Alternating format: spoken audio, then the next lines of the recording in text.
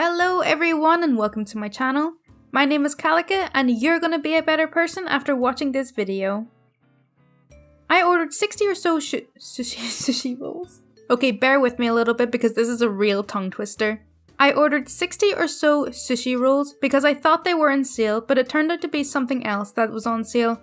But anyways, I was also with my kids, so we were all eating sushi. And then they gave me the bill and I saw it was over $100, which I didn't have. And since me and my kids hadn't eaten 30 or so of the sushi rolls, I told the waitress I'd give back the sushi for a refund of all the sushi we didn't eat. She refused. It should be every restaurant's policy that the customer is always right. Always. So then I had to leave my kids at the restaurant and had to drive to the nearest ATM and get enough money for the bill. This is not okay. I will not be returning anytime soon. Hi sweet girl. I have kind of a weird request. I wasn't able to work last week and we're behind this week. Would you be willing by any chance to help me out with groceries this week? I feel really bad asking. Hi! Actually, I have food that I'm getting rid of that I would be glad to give you. Basically all kid friendly. I bought groceries yesterday for a friend but she won't make it out this week, so I'll be glad to give it to you. Could you pick it up? That's great, but actually I made a grocery list of things I want and need, if that's okay. I was hoping I could stay home with the kids and you could bring me the groceries. That would be easiest for me.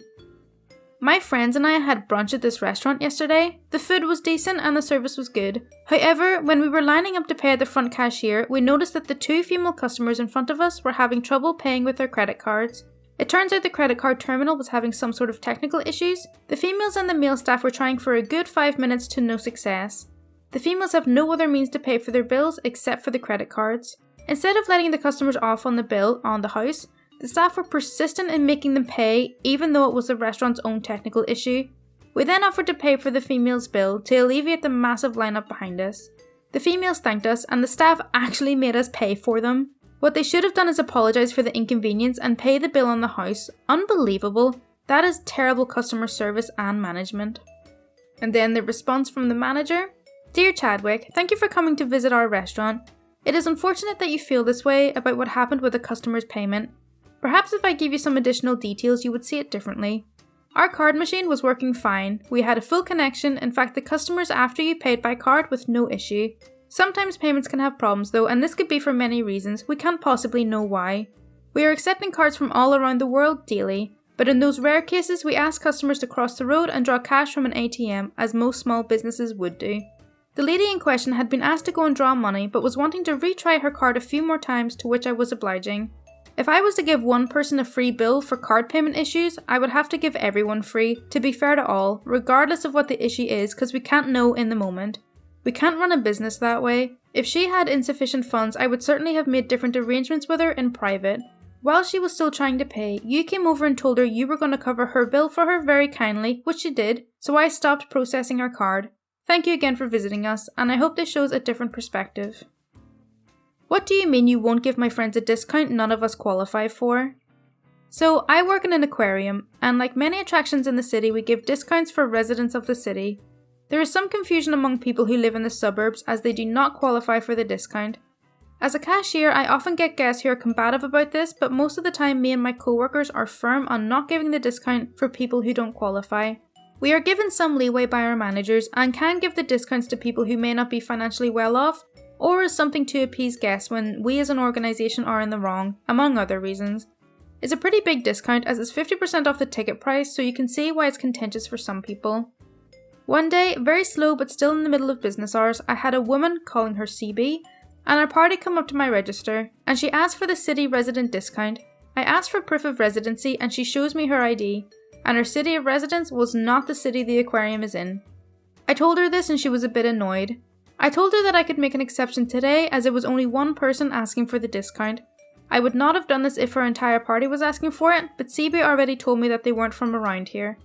I rang up her total and that's when I realised I should never have shown her any kindness, as she was now upset that her guests would still be charged full price.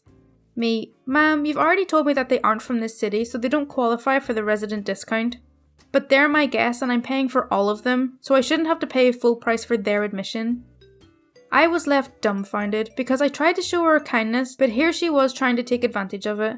I called the manager to de-escalate things and the manager told her that she would have to accept the pricing or she would have to leave. She relented, and then my manager said that because of her outburst that we would be taking back the earlier courtesy and she would now be paying full price for herself as well. TLDR. I give CB a discount she didn't qualify for and then gets upset that I won't give the rest of her party the discount. Manager steps in and she ends up losing the discount and paying full price for everyone. Hello, can someone please buy me a PlayStation 4 because I've got too many kids and can't afford one?